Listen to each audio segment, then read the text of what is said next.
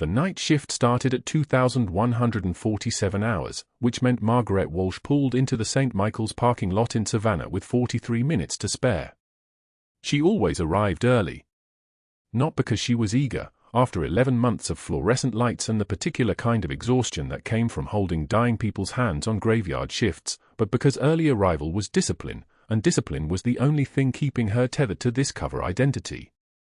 She sat in her 2008 Camry for 7 minutes, breathing the way she'd been trained to breathe, the way operators breathed before going dark. In through the nose. Hold. Out through the mouth. The kind of calm that comes from having already survived the worst. Her scrubs were pressed. They were always pressed. Navy blue, no wrinkles, tag reading M. Walsh, RN in clean white lettering.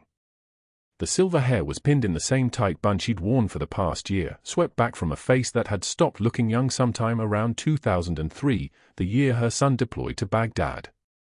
Nobody at St. Michael's had bothered learning much about her beyond the practical facts. She was competent, quiet, never called in sick, and never asked for anything. The kind of night shift nurse that hospitals depended on and overlooked in equal measure. Just a nurse.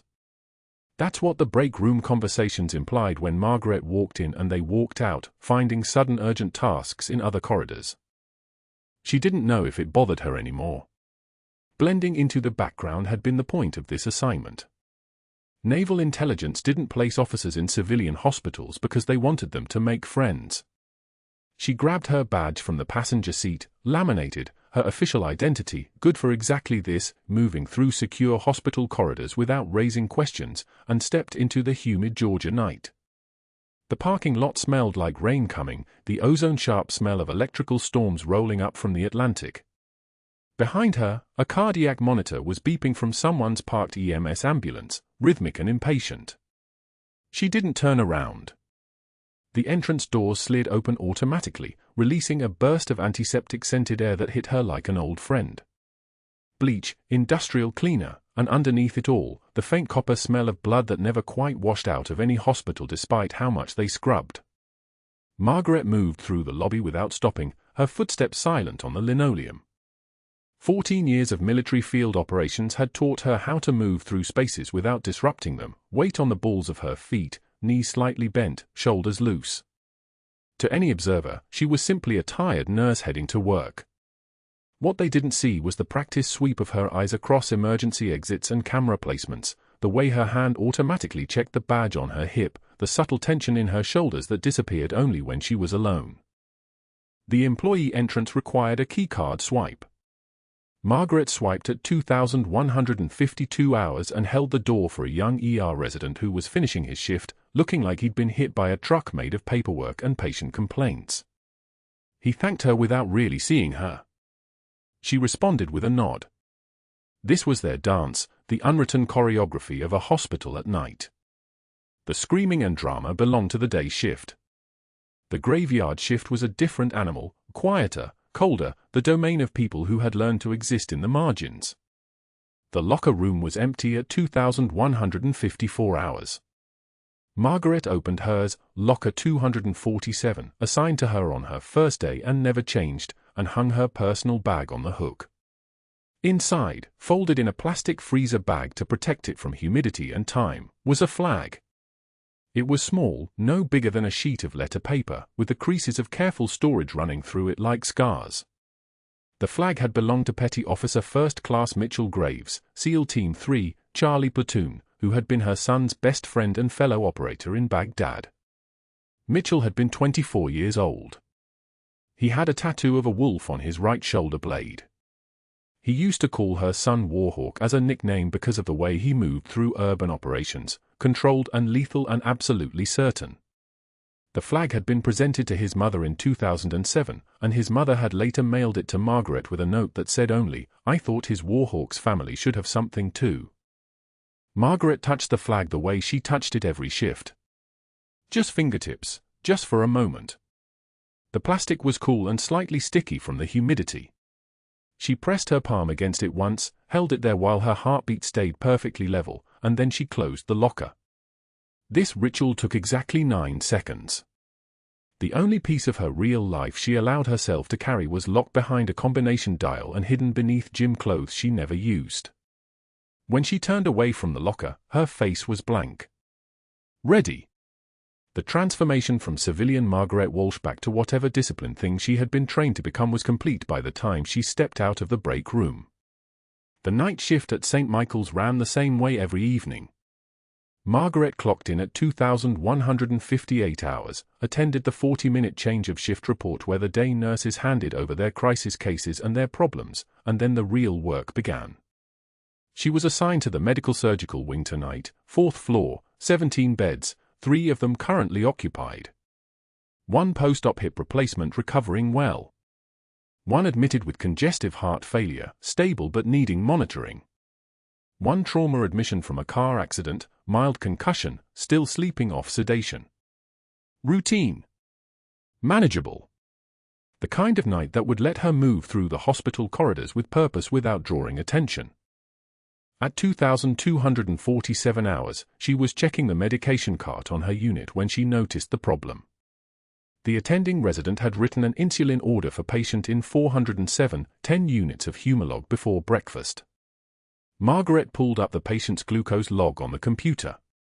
Current reading was 247, trending down with the baseline insulin the patient was already taking. Another 10 units would push him dangerously hypoglycemic by morning. Not catastrophically, the man would wake up shaky and confused, not dead, but it was wrong. It was a mistake born of exhaustion, the kind of error that happened when residents worked 72-hour shifts and their brains stopped computing decimal points correctly. She walked to the resident station where Dr. Hayes, a third-year resident somewhere in the grey zone between competent and dangerous, was typing notes. Margaret waited. She didn't interrupt. She simply waited, present and patient, until he looked up. "Good evening," she said. "Patient in 407. The insulin order. I believe the dosage is contraindicated based on current glucose trajectory." He stared at her for 3 seconds. His eyes were the kind of tired that came from knowing you'd made a mistake but not wanting to admit it. "I calculated it," he said. "Current reading is 247, Margaret continued, voice level as glass. "Baseline insulin is already working. Another 10 units will push him into hypoglycemic territory by 0600 hours. Dr. Hayes pulled up the chart. She watched his jaw clench. He adjusted the order to 4 units, his fingers moving faster than his pride wanted to move. "Thank you," he muttered. Not sincerely. Margaret returned to the medication cart. This was the 3rd time this month she'd caught a dosage error from the same resident. The first time, he'd been grateful. The second time, he'd been cold. This 3rd time, she could sense the shift, from gratitude to resentment to that particular flavor of anger that came from watching a night shift nurse prove herself more careful than the attending physician. She could also sense something else, moving through the hospital like a current she could taste in the air. Dr. Marcus Pierce was doing rounds at 2,301 hours, which was unusual for a night shift. Typically, the attending physicians rotated through at the beginning of the shift and then only returned if something went wrong. But Dr. Pierce had been coming through the medical surgical wing with increasing frequency over the past 3 weeks. Margaret had noticed. It was her job to notice. She was standing at the medication cart when he appeared in the hallway with his entourage, a medical student, 2 more residents, and the charge nurse, who looked uncomfortable in a way that suggested this wasn't a routine educational round. He was a tall man, early 50s, with the kind of posture that came from generations of family money and Ivy League credentials. His white coat was tailored. His stethoscope was draped around his neck like a sash of authority. When he moved through the hospital corridors, the air seemed to arrange itself around him, making space, acknowledging hierarchy. Margaret continued her medication reconciliation, keeping her eyes on her work and her presence small. "Let's see for 07, Dr. Pierce said to his group. His voice carried the particular timbre of someone accustomed to being listened to. "The post-motor vehicle accident." Margaret's hand stilled for exactly 1 second. 407 wasn't a post-accident. 407 was the congestive heart failure patient. The trauma admission was in 409. She watched Dr. Pierce move toward the wrong room, watched his entourage follow, and then she made a choice about whether to correct him. The choice took half a second. She stepped away from the cart. "Dr. Pierce," she said. "The trauma patient is 409. For 07 is the cardiac admission." The entire hallway froze. Dr. Pierce stopped mid-stride and turned. His eyes moved across her like a weapon sweeping across a landscape, assessing and dismissing simultaneously. "I'm aware of the room assignments, Ms. Walsh," he said, pronouncing her name as if it tasted bad. The medical students exchanged glances.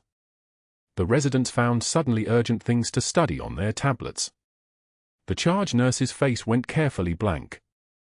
"My rounds, my decisions." "Of course," Margaret said.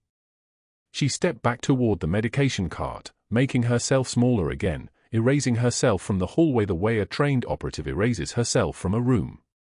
"Just a nurse." The words didn't come from his lips, but they might as well have. They hung in the air, invisible as radiation. What Margaret didn't know, what she couldn't have known from her place at the medication cart, was that Dr. Pierce had been watching her. Not just tonight. For weeks. She had become a problem for him in a way that had nothing to do with correcting insulin dosages or classroom floor corrections, and everything to do with what he thought she represented, an obstacle between him and the complicated financial arrangement he'd been cultivating for the past 8 months with Meridian Medical Supply, a company that invoiced St. Michael's for equipment they never provided, supplies that existed only on paper. The kickback arrangement moved $16,000 a month into an offshore account in Cayman Islands. All he had to do was keep the billing going, keep the administration focused elsewhere, and make sure nobody looked too carefully at the inventories. Margaret Walsh had been working nights for 11 months. Nights meant she moved through the hospital at times when supervisors were sleeping and oversight was minimal. Nights meant she had access to the supply closets and the inventory logs. Nights meant that if someone was going to find his scheme, it would be her. The way she moved through the hospital suggested military bearing. The way she caught errors suggested she paid attention to details others missed. The way she didn't gossip in the break room suggested she was observing everything, reporting everything, waiting for something. He didn't know what her real mission was. He had no idea that Margaret Walsh carried a badge issued by Naval Intelligence or that she'd spent the last year documenting the hospital's patient protection protocols in case a high-value military asset ever needed covert medical care. He only knew that she was a threat to his $16,000 a month, and threats had a way of becoming problems that required solutions. Margaret completed her medication rounds at 03 for 7 hours. By then, the hospital had sunk into that particular quality of silence that belonged only to the deepest part of night, no visitors, no maintenance, no administrative staff making important phone calls. Just the beeping of monitors and the soft whoosh of ventilators and the occasional overhead page that seemed to echo longer than it should. She sat in the break room for her required break at 0415 hours with a cup of coffee that had gone lukewarm and a granola bar she wasn't hungry for. The break room television was muted, showing news from somewhere else in the world, somewhere that didn't concern her. She was scheduled to finish at 0630 hours. 5 hours and 22 minutes from now, she would clock out and drive home through the pale Georgia dawn, and then she would send a coded email to her handler about the night's observations. She had no idea that everything was about to change. That within 48 hours, a general officer would arrive through the ER doors with a collapsed lung and a debt of gratitude. That within a week, her cover would be blown in a way that would end careers and reshape the hospital's leadership. That the folded flag in her locker would finally be authorized to hang openly. But that wasn't something she could have known, sitting alone in the break room at 0415 hours, watching lukewarm coffee go cold while the rest of the world slept. The coffee had gone cold. Margaret stared at it like it held answers, her hands wrapped around the ceramic mug at 4:15 in the morning, the break room fluorescent lights buzzing their mechanical hum above her head. The second shift had long since scattered. The night had settled into that peculiar hospital silence where the only sounds were ventilators breathing for the unconscious and the soft pad of her colleagues' feet on linoleum floors. She'd been at St. Michael's for 11 months now. 11 months of pressed scrubs and silver hair pinned tight in the same bun, 11 months of watching and waiting and documenting things nobody else noticed. The folded flag in her locker, a 4x6 piece of fabric with 48 stars, memorial to her son's best friend killed in Fallujah, remained hidden behind her extra scrubs where only she could see it. Some parts of her old life couldn't come into the light yet. Not while the mission was still running. The break room door opened. Margaret didn't look up, but she heard the footsteps change pattern. Whoever had entered had stopped moving. That hesitation told her everything. She kept her eyes on the coffee. The footsteps reversed. The door closed. Within 30 seconds, her presence in a room could clear it like smoke. That had started 3 days ago, right after room 447. Dr. Pierce had entered that room at 7:15 in the evening with the kind of entrance that required an audience. Margaret had been adjusting the fall line on Mr. Hendricks, a 74-year-old diabetic whose sugar levels had been fluctuating wildly, when she heard his voice cut through the space like a blade. Nurse Methuselah. He'd said it loud enough for the entire family to hear. Loud enough for Mrs. Hendricks to flinch. Loud enough for their grandson, home from his first semester at Georgia Tech, to look up from his phone with confusion burning across his face. Dr. Pierce held Mr. Hendricks' insulin chart in one hand, his Rolex gleaming under the harsh fluorescent light. He was a man built for observation, tailored shirt despite the late hour, Italian shoes despite the fluorescent wasteland of a hospital floor, and he moved through St. Michael's like he owned the marble in the lobby. Perhaps if you spent less time second-guessing physicians and more time following the chain of command, we wouldn't need to have this conversation. Margaret had said nothing. She'd simply checked the 4 drip rate, 18 milliliters per hour, which was correct, and waited for the next sentence. Dr. Pierce held up the chart. His finger pointed to a notation Margaret had made in red pen. Verified dosage of standard protocol suggests 8 units for BMP of 287. She'd followed proper procedure. She'd written it down. She'd flagged it quietly, the way you were supposed to flag things when something looked wrong. When something could hurt a patient. This is exactly the kind of insubordination I'm talking about, Dr. Pierce had continued, his voice dropping into that particular register that made it seem like he was letting everyone in on a secret. You questioned my judgment in front of the nursing staff. You created a hostile work environment with your implications. Mr. Hendricks watched from his bed, confused. Mrs. Hendricks looked between them, trying to calculate what had happened. Margaret had taken one measured breath. The kind of breath they taught you in the field, the kind that steadied your hands when your hands needed steadying. She'd let one tear trace down her weathered cheek. Not from sadness. Not from fear. From the particular strain of holding yourself together when someone was trying very hard to break you. She wiped it away without breaking eye contact. Colonel Hartman was my son's commanding officer in Baghdad, Margaret had said quietly. He deserves better than your cowardice. The room had gone absolutely still. Even the ventilators seemed to pause. Dr. Pierce's face had flushed red, not the confident red of someone winning an argument, but the sputtering red of someone who'd been struck in a way they didn't see coming. He dismissed her with a hand wave, the gesture of a man pretending he'd meant to leave all along.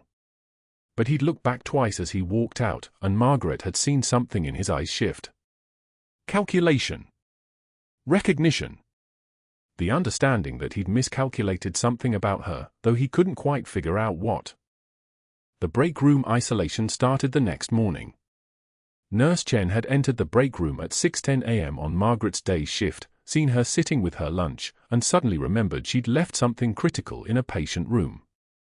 Rodriguez had followed 90 seconds later, checking her phone with theatrical urgency.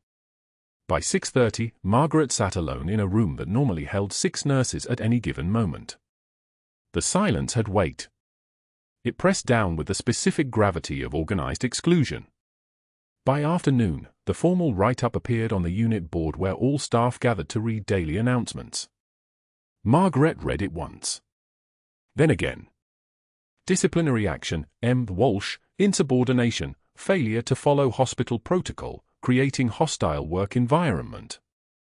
No specific incident. No date. Just a document designed to create the impression of a pattern that didn't exist, or rather, a pattern that Dr. Pierce was now creating by hand. She'd folded the paper carefully and placed it in her pocket. Said nothing. Done nothing. The old Margaret, the one who'd worked St. Michael's as a simple night shift nurse, the one who flinched at authority and deferred to physicians, would have broken by now.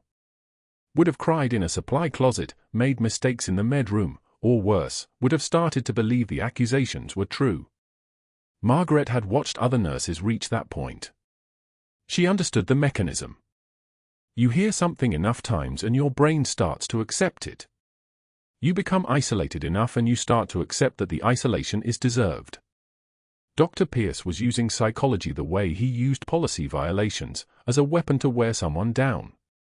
What he didn't know was that Margaret had survived much worse than institutional exclusion. 11 months at St. Michael's was her cover. The real work, the investigation, was happening in the spaces nobody watched. She'd been photographing Medicaid billing anomalies since March. Ghosts patients. Supply orders that didn't match inventory. Dr. Pierce's name appearing in patterns that made her naval intelligence training sit up and take notice. $16,000 a month in kickbacks, funneled through a medical supply company called Esculapius Health Solutions. A company whose registered agent was an LLC whose corporate records led nowhere. Margaret had learned how to follow money the way other people learned how to follow recipes. Step by step. Ingredient by ingredient. Until something emerged that looked like the truth. At 11 p.m. on her night shift, 3 days after the formal write-up, Margaret reviewed patient files in the nurse station when the charge nurse mentioned it casually, a VIP emergency transport arriving within the hour, federal security clearance required, no details being distributed. Margaret's fingers froze on her keyboard. The patient protection program file sat encrypted in the hospital's secondary server, accessible only to authorized personnel. For 11 months, she'd been authorized. But something had shifted. Dr. Pierce was building something. Something designed to erase her before she could stumble onto whatever he was protecting. She pulled up the anomalies file one more time. 3 months of careful documentation. Patterns that only made sense if you were trained to see them. Her phone felt heavy in her pocket as she photographed 3 screens, each image a piece of evidence, each one putting her closer to the real reason naval intelligence had placed her here. The elevator doors chimed somewhere down the corridor. She closed the files. The image on her screen shifted to the default hospital homepage. A moment too late. Dr. Pierce appeared behind her desk like he'd materialized from the fluorescent light itself. He had that particular quality, the way men with institutional power moved through spaces as if they'd already claimed ownership of the air. Working late, Methuselah. His voice was cold. It was the voice of someone whose miscalculation had been corrected and was now playing a different game with different rules. He glanced at her closed browser. Not fast enough. His eyes narrowed. You know, I've been reviewing your performance metrics. Concerning patterns. Systemic issues that suggest maybe St. Michael's isn't the right fit for your skill set. He dropped a folder on her desk. The sound of paper hitting laminate was like a gunshot in the quiet. Margaret opened it. 3 months of fabricated disciplinary reports. Names she'd never seen. Violations for things that hadn't happened. A policy memo about JCAHO standards that was genuine, but annotated with suggestions that Margaret had somehow violated every single one.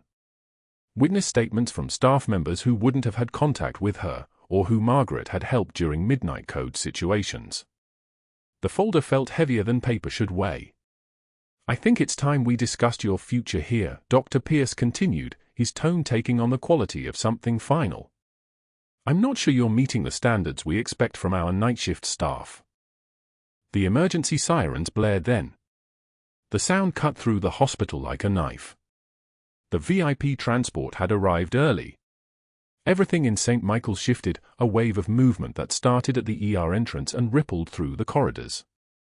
Code activation. Trauma team mobilization. a rhythm that Margaret had learned during her months here, and before that, in places that would have required a security clearance to discuss. Dr. Pierce straightened his coat. The folder remained on her desk. "We'll continue this after I handle the VIP," he said, already turning away. His shoes clicked across the floor in that measured rhythm of authority. Margaret watched him disappear toward the elevators, and she understood with the particular clarity that came from years of operational training that her cover was compromised. Whatever she'd been placed here to document, whatever investigation had been running quietly in the background while she performed her shifts and watched the patterns, had just entered a new phase. The mission had just become urgent. And Margaret had never failed a mission in her entire life.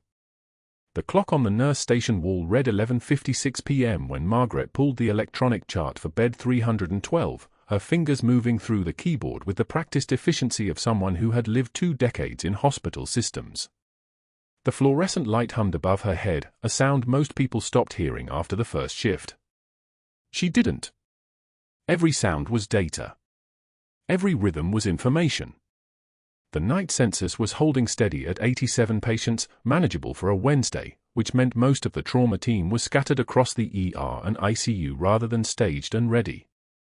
That detail would matter in approximately 58 minutes. Walsh. The charge nurse, Patricia, appeared at her shoulder with that particular tension in her voice that preceded significant news. "We've got an incoming VIP transport. ETA 52 minutes. Federal security clearance, sealed medical record, full trauma bay prep." Margaret's hand stilled on the keyboard. VIP transports didn't arrive on Wednesday nights without reason. They arrived when the Pentagon needed discretion. When naval intelligence needed a secure facility. When someone important enough to require classified protocols was injured badly enough that they couldn't reach Walter Reed. "Patient type?" Margaret asked, keeping her voice level and deferential, the tone that Dr. Pierce had trained the entire unit to expect from her. "Classified until arrival," Patricia said, which meant nobody in administration actually knew. Which meant this was active operation protocol. Full trauma surgical team on standby. Your primary nursing on intake. Patricia didn't wait for acknowledgement. She was already moving toward the phones, alert chains activating across the hospital like a nervous system firing. Margaret turned back to the screen, but her eyes weren't on the charts anymore. They were seeing the pattern beneath the surface, the kind of pattern that had made her invaluable to naval intelligence 15 months ago when they'd placed her at St. Michael's Hospital under the cover of a civilian nursing license. Monitor patient protection protocols. Track pharmaceutical supply chain irregularities. Flag any evidence of federal record manipulation. That had been the mission briefing. Quiet. Observational. No active field operations. But this VIP transport with sealed records and federal clearance markers, this wasn't quiet anymore. She was reaching for the trauma bay checklist when Dr. Pierce's voice cut through the corridor behind her like a blade through silk. "Ms. Walsh. My office. Now." Margaret closed the chart without hurrying. The rule of composure was simple: never give them the satisfaction of your reaction. She stood, smoothed her scrubs, the unconscious gesture of someone preparing for combat, and followed him into the small office adjacent to the nurse station where he kept his computer, his ego, and his collection of framed photographs featuring himself at medical conferences shaking hands with hospital administrators. Dr. Pierce closed the door with deliberate care. Soft close. Controlled. The sign of someone restraining themselves. He sat at his desk and gestured her into the chair across from him, the power position, the doctor above arrangement that he preferred for all conversations with staff. "I received some concerning reports," he said, and Margaret heard it then, the edge beneath his words. Not anger. Something more calculating. Fear. Multiple documented instances of insubordination. Resistance to direct orders.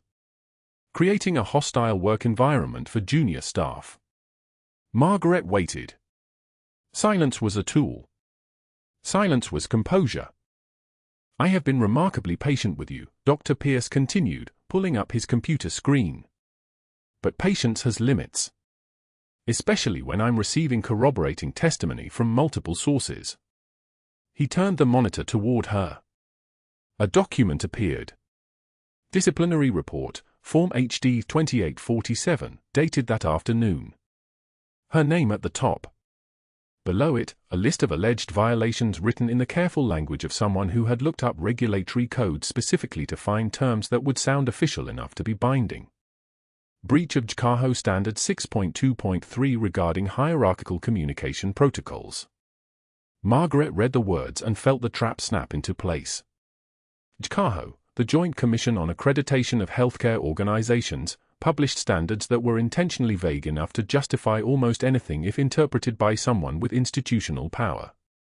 Dr. Pierce had chosen a regulation so obscure that the average nurse wouldn't even know it existed. Which meant he'd spent time researching it. Which meant this was premeditated. Furthermore, he said, I have statements from 3 members of the nursing staff confirming that you have created an uncomfortable atmosphere through your behavior. Intimidation. Lack of respect for chain of command. He slid 3 printed emails across the desk. Margaret recognized the names immediately. The newest nurses on the unit, all of them junior enough to be terrified of losing their positions, all of them working under student loan debt that made them vulnerable to the kind of quiet pressure that didn't leave marks. The first email was from Jenna Rodriguez, a second-year RN.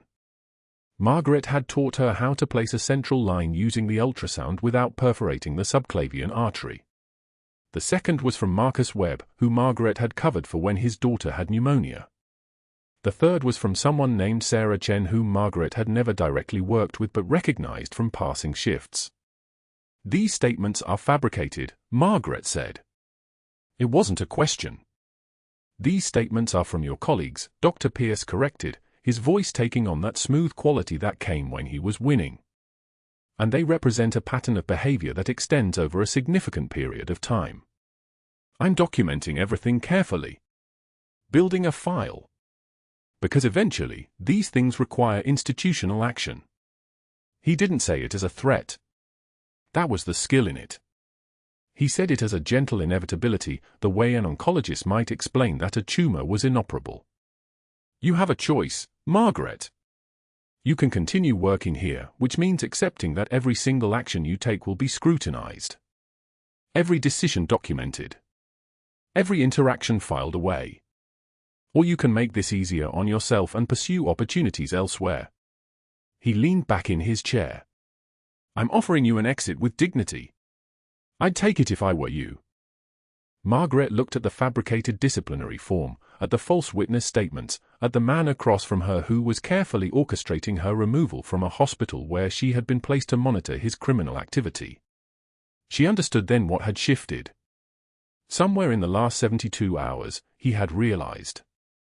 Not the complete truth, he still thought she was just a nurse, but enough to know that she was a threat.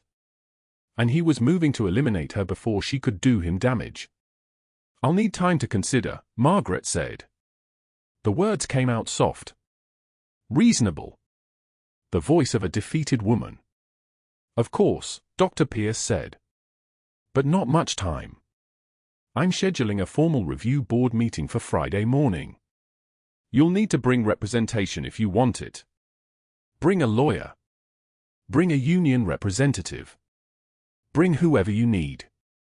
But you should know that I've been building this file very carefully, and I have the institutional support to see it through.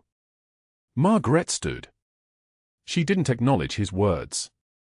She simply turned and walked out of the office, back into the corridor where the hospital hummed with its nighttime rhythms, ventilators sighing, heart monitors beeping their electronic songs, the distant sound of a page crackling over the intercom.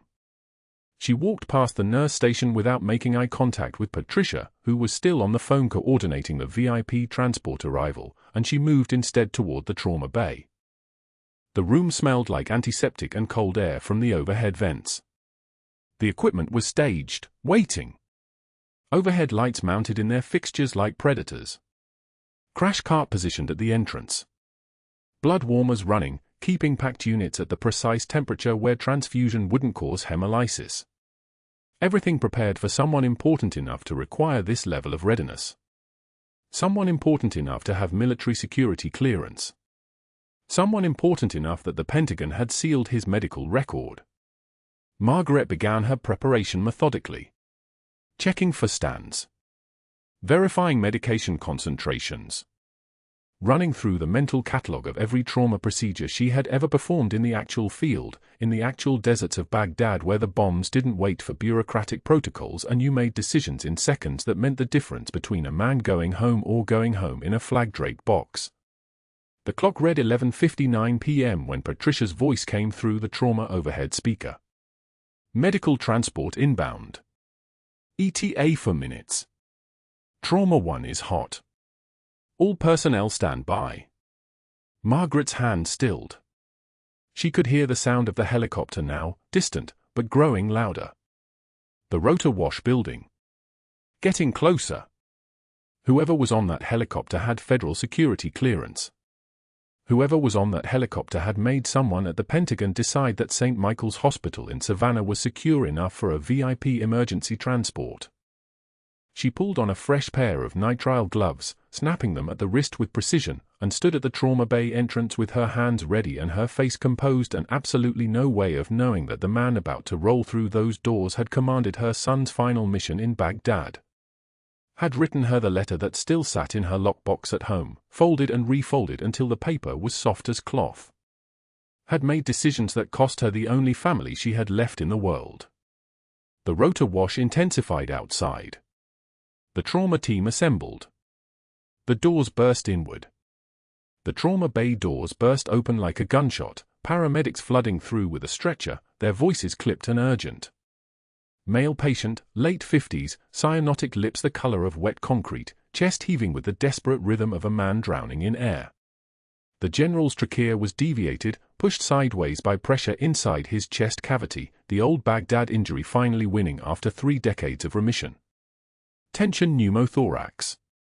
A collapsed lung that would kill him in minutes if no one moved. The on-call resident, Dr. Castelliano, stepped forward. His hands were shaking. Margaret could see it from across the room, the tremor that came from knowing what needed to happen and being absolutely unprepared to do it. His fingers fumbled with the supplies, his voice climbing an octave.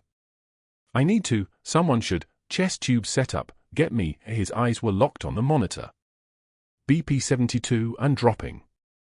O2 sat falling like a stone. 68. 64. The resident's breath came in short gasps, his own panic feeding the machine's panic, and the general's eyes were closing, consciousness flickering like a candle in wind. Dr. Pierce stood at the monitor, watching. Not moving. Not helping. Just watching. Margaret didn't think. Thought was for people with time. Muscle memory was for people who had survived things worse than administrative protocol. She crossed the trauma bay in 4 strides, her hand moving like a weapon toward the needle decompression kit on the lower shelf, the 14-gauge angiocath needle, the kind that hissed like a cobra when you got it right. Her fingers found it before her eyes did. Training does that. Combat training makes your body move faster than your mind. Dr. Pierce grabbed her shoulder. Step back. Patient assignment protocol. She didn't look at him. She didn't break stride. She didn't acknowledge his existence with anything except the soft, terrifying pressure of her shoulder shrugging free from his grip. The room's attention shifted. The paramedics felt it. The resident felt it. Even the fluorescent lights seemed to pause their electrical hum. She positioned the needle at the second intercostal space, mid-clavicular line. Landmark memorized from 100 field operations, 1,000 training representatives, 16 hours of holding a field hospital alone while artillery walked across the compound like a careful hand. The general's skin was cold and clammy under her touch. His chest was a map of scars, old shrapnel wounds, surgical lines, the architecture of a body that had been broken and rebuilt too many times. The needle went in. The hiss of air escaping, that specific sound, like a tire letting go on the highway, like pressure finally breaking. It was the sound of salvation. The general's body went rigid for 1 second, then released, his shoulders dropping back into the stretcher. Color flooded back into his lips. His eyes opened. The monitor climbed. 70. 75. 82. Sinus rhythm stabilizing. Breathing. Living. Margaret kept her hand on his shoulder, counting. 120 seconds. 240. The 7-minute window until the trauma team could take over, until the chest tube could go in, until the surgeons could repair what Baghdad had broken. She didn't move. Her hand was steady.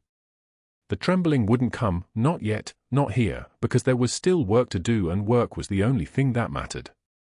The trauma surgeon crashed through the double doors, her team behind her like a formation, and Margaret stepped back. The handoff happened in 3 seconds. The stretcher was gone, rolling toward the operating suite, and the general's eyes found hers one last time. His lips moved. One word, barely audible above the beeping and voices and rubber wheels on tile. Warhawk. Only she heard it. Nobody else was listening. She walked to the locker room on legs that suddenly felt very far away from her body. The silver-haired woman in the mirror wasn't someone she recognized anymore. That careful pretense, the perfect bun, the gentle hands, all of it was gone. What looked back at her was someone else entirely. Someone harder. She changed out of her scrubs slowly, hanging them in her assigned locker, and reached for the folded flag on the upper shelf. The flag from Baghdad. The flag from her son's unit. The only piece of her real life she'd allowed herself to carry into this borrowed existence. The locker room door opened. Dr. Pierce stood in the doorway with hospital security and a woman from HR whose name Margaret had never bothered to learn. He was holding a folder, cream-colored paper, printed on official letterhead. His face had regained its color. Actually, it had gone slightly purple with the effort of containing whatever emotion was being held at bay behind his teeth. He wasn't shouting. That was the interesting part. He was perfectly calm. Controlled. Which meant he'd been planning this for a very long time. "Captain Margaret Walsh," he said, and something in her spine went rigid at the sound of that rank in his mouth, her real rank, her classified rank, spoken out loud in the fluorescent-lit locker room of a civilian hospital. But no. He wasn't saying it like a title. He was reading it from the termination letter. Gross insubordination. Violation of patient assignment protocols. Disregard for direct orders from attending physician. Violation of hospital chain of command. Effective immediately, you are terminated from employment at St. Michael's Hospital. The security guard stepped forward. 6'2", arms thick as tree trunks, the kind of presence designed to escort people without words. Margaret looked at Dr. Pierce's face, at the careful control held there like a dam, and understood exactly what had just happened. He'd been building this case for 3 months. The write-ups. The witness statements he'd coerced from nurses too afraid to refuse him. The policy violation cited to obscure JCAHO regulations that barely existed. She'd known it was coming. She could read the architecture of sabotage the way a sailor reads weather in clouds, but she hadn't expected him to move until the investigation was done, until she'd gathered enough documentation of his fraud scheme. She'd made a mistake. She'd revealed competence. She'd saved a man's life on his watch without permission, and for someone like Dr. Pierce, competence was the same as threat. The security guard followed her as she collected her things. The folded flag. Nothing else. She didn't need anything else. The guard walked with her through the corridors of St. Michael's, past the nurses' station where every head turned away, past the patient rooms where she'd spent 11 months learning which doctors were corrupt and which were simply incompetent and which were both. Past the break room where she'd sat alone for 3 weeks while the staff suddenly developed urgent tasks elsewhere, their fear of Dr. Pierce's disapproval stronger than any loyalty. The parking lot was empty at 2:41 a.m.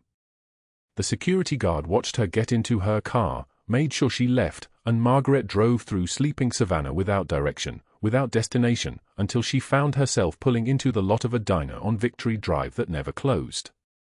The kind of place where the waitress didn't ask questions and the coffee came in ceramic mugs that had been refilled 1,000 times. She sat in a booth by the window and watched her reflection stare back from the dark glass. Just an old nurse. Silver hair, weathered hands, the look of someone who'd given her life to taking care of other people's emergencies. Not a Navy SEAL. Not a captain. Not someone who'd held a field hospital alone for 16 hours under fire, who'd trained with operators and intelligence officers, who'd infiltrated a hospital under military orders to investigate one ambitious doctor's scheme to steal from the government. Just a nurse. Just someone who'd failed her mission, lost her cover, and let every piece of intelligence slip through her fingers like water. The fraudulent billing scheme would continue. Dr. Pierce would keep stealing $16,000 every month from Medicaid. The medical supply company would keep paying kickbacks.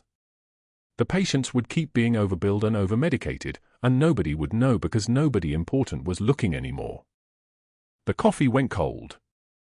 Margaret didn't drink it.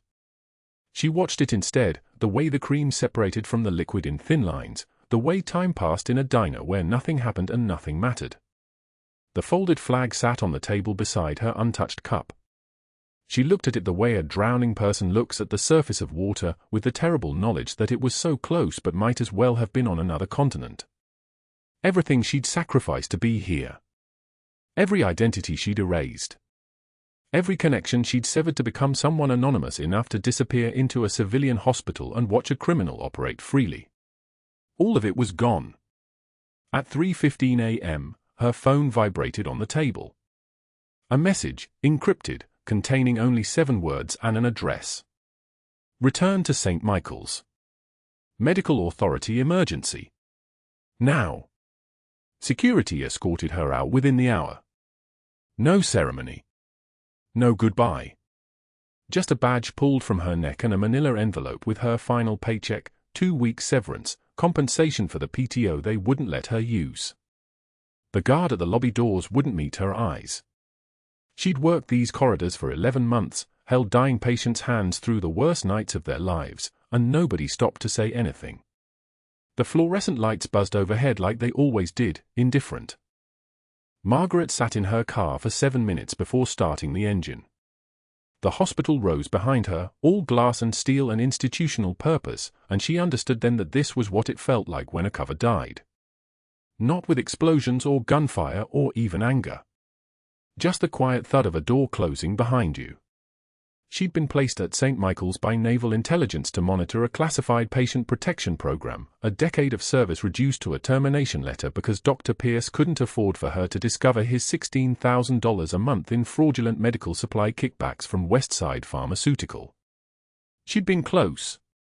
So close the files were already copied, the dates already cross-referenced with his billing submissions. 3 more weeks and she would have had everything she needed. 3 more weeks and instead, she had a severance check and a criminal investigation that would probably go nowhere because she was just a nurse. Just a nurse who'd asked the wrong questions about ghost patients and supply costs that didn't match industry standards. Victory Drive was empty at 3 a.m. The diner on the corner had the kind of lighting that made everything look like a crime scene photograph, harsh fluorescence, old leather booths, a coffee machine that hissed like it had somewhere important to be. Margaret ordered black coffee from a waitress who didn't care that she was still wearing scrubs, still wearing the institutional smell of antiseptic and despair that clung to fabric like guilt. The cup was chipped. The saucer had a brown ring where someone else's coffee had sat for too long. She didn't touch either one. She just stared at her reflection in the dark window, a woman with silver hair pinned in a bun that had started to come loose, dark circles under her eyes that looked like they'd been painted on by someone who didn't understand mercy, shoulders that had learned to carry weight in ways that the human body wasn't designed to carry weight. For 18 years she had walked hospital corridors, healing the broken and holding the dying, and not once had anyone asked her name. Not once had anyone looked at her and seen anything besides an aging nurse who followed protocol and stayed quiet and didn't challenge doctors who made dangerous decisions.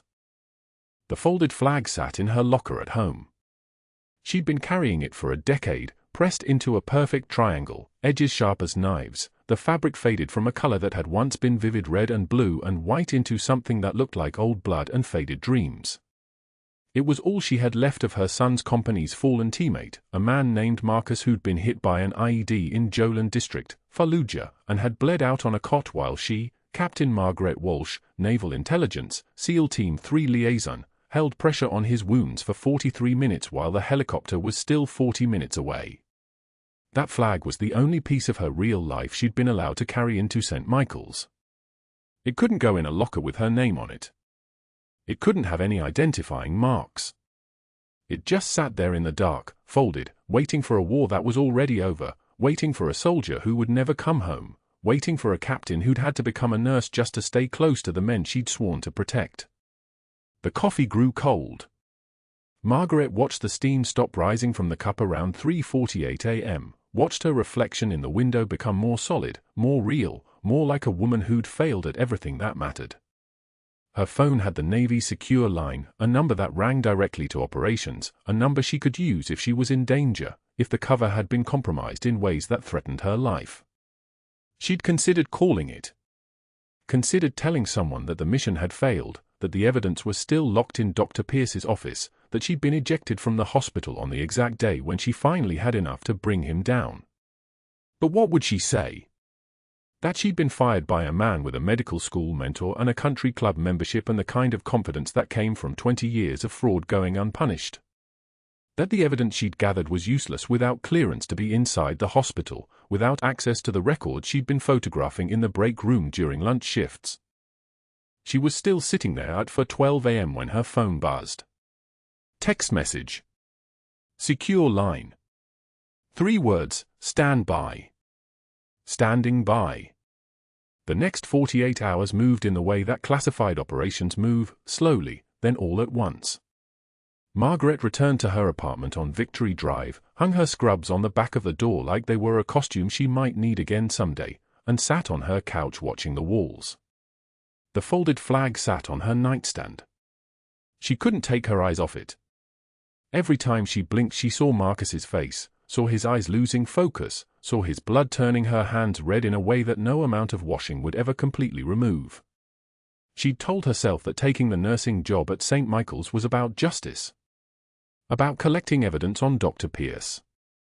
About protecting the hospital's patients from a man who saw medicine as a revenue stream and people as billing codes. But that wasn't why she was really there.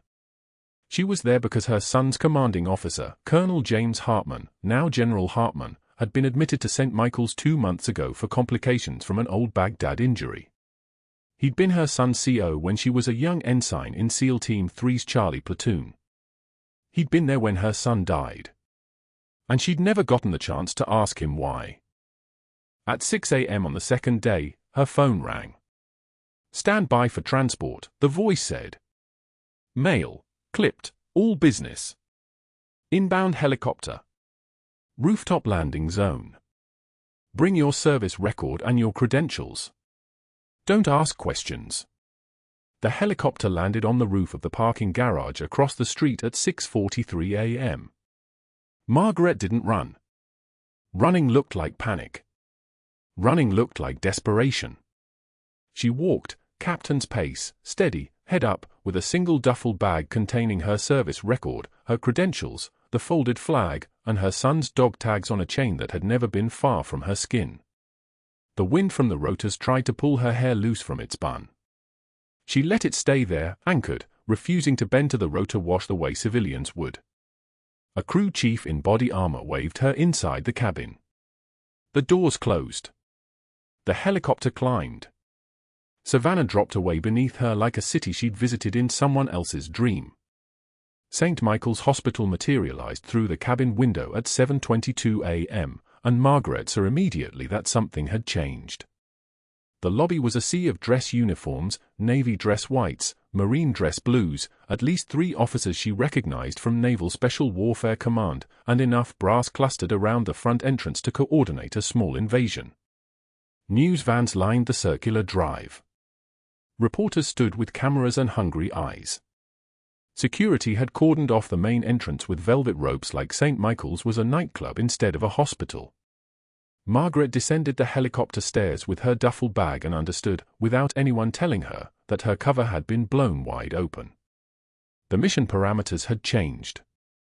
And whatever was about to happen in that lobby was going to change everything. The doors slid open and she walked through them. General Hartman sat upright in his hospital bed on the 5th floor, chest tube already removed, color returning to his face, the kind of recovery that only happens when a trained medical professional performs a needle decompression at exactly the right angle in exactly the right intercostal space while your lungs are collapsing. His eyes tracked her the moment she entered the room, and Margaret felt the temperature in the space shift. This wasn't a patient recognizing his nurse. This was a commanding officer recognizing one of his own. His eyes were the color of old steel, and they burned with the kind of recognition that comes from 17 years of shared missions and scars that never fully heal. Warhawk, he whispered. Her operational code name.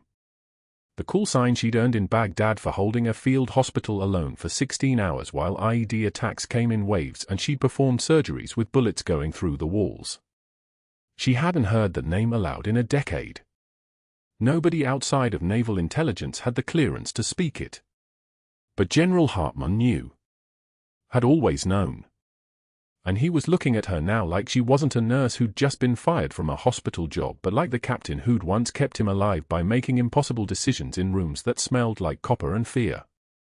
A Marine officer stepped forward with a citation in his hands, his dress uniform so crisp it looked like it had been folded by surgical instruments.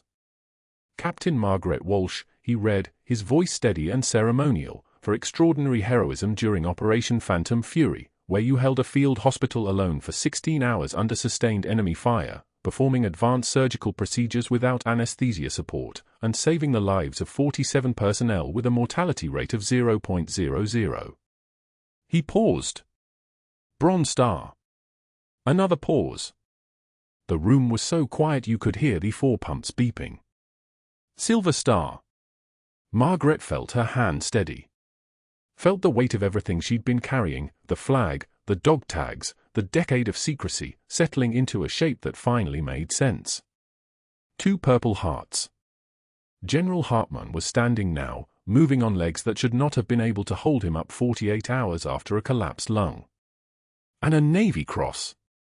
The last one landed like a truth bomb.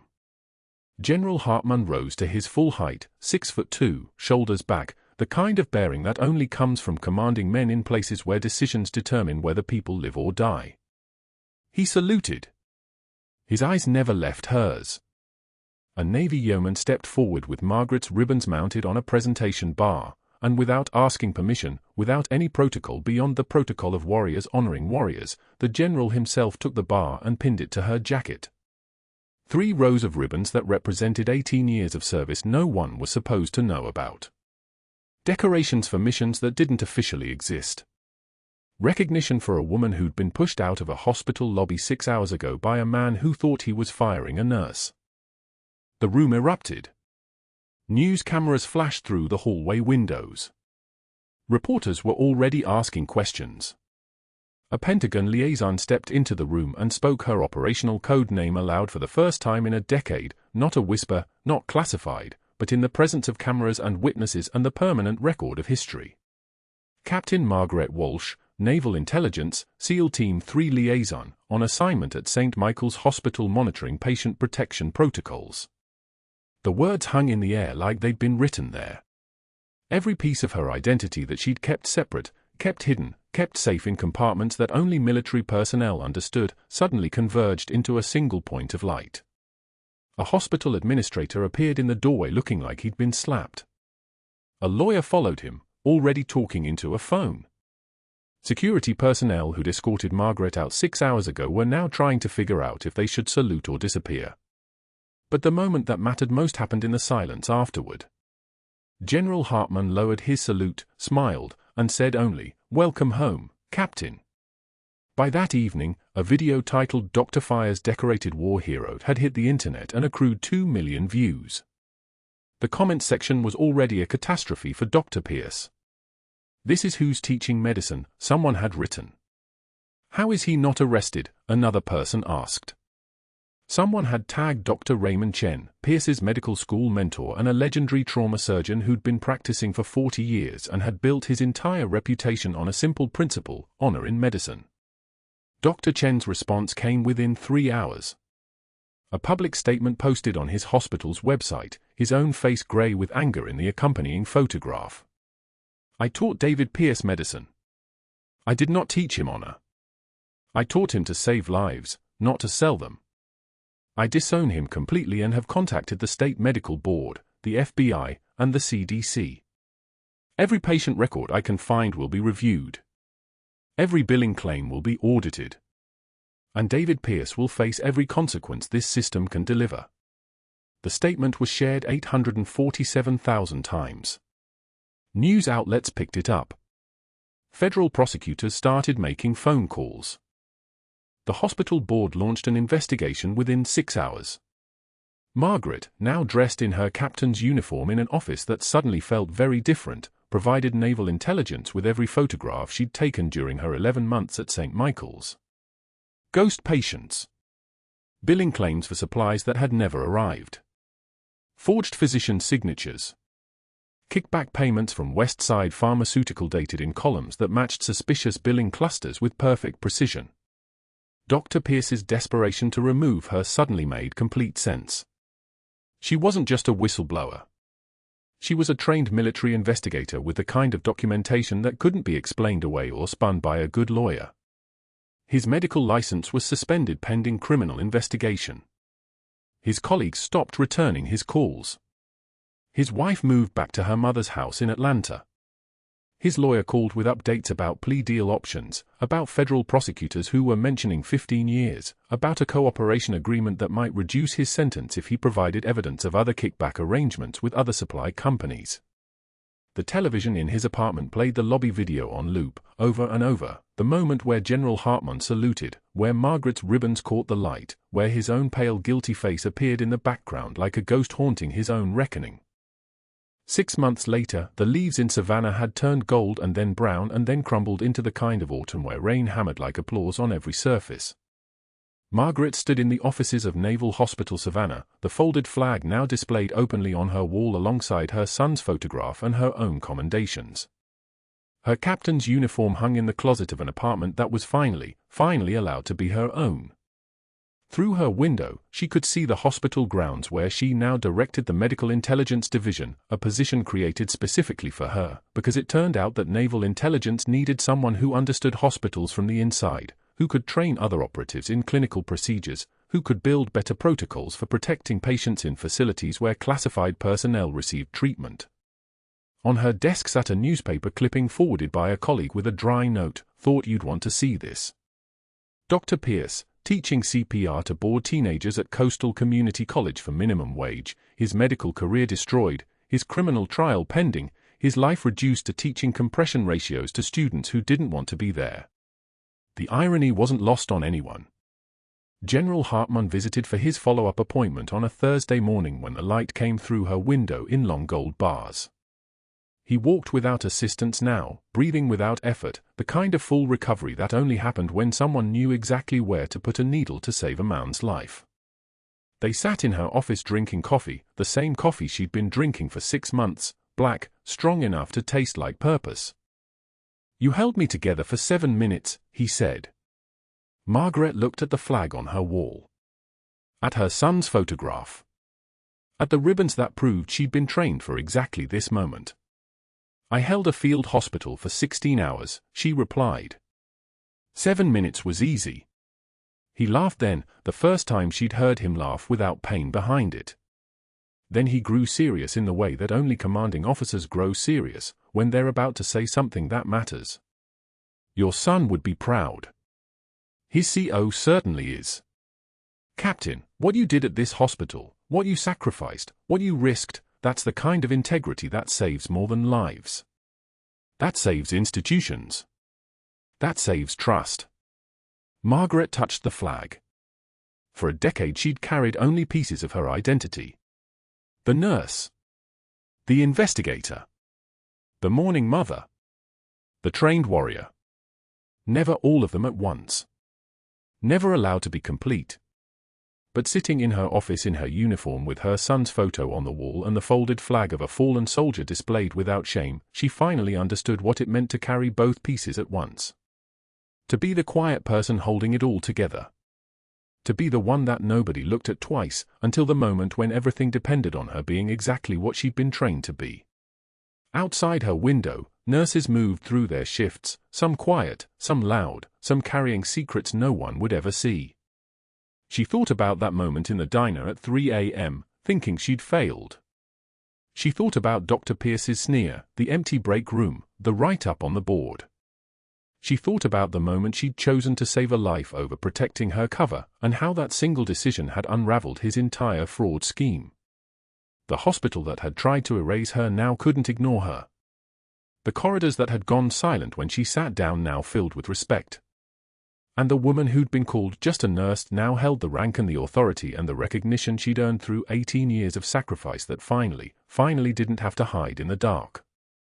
If you know someone like Margaret, someone whose quiet strength holds everything together, share this story. Because the people we underestimate might be the ones saving our lives.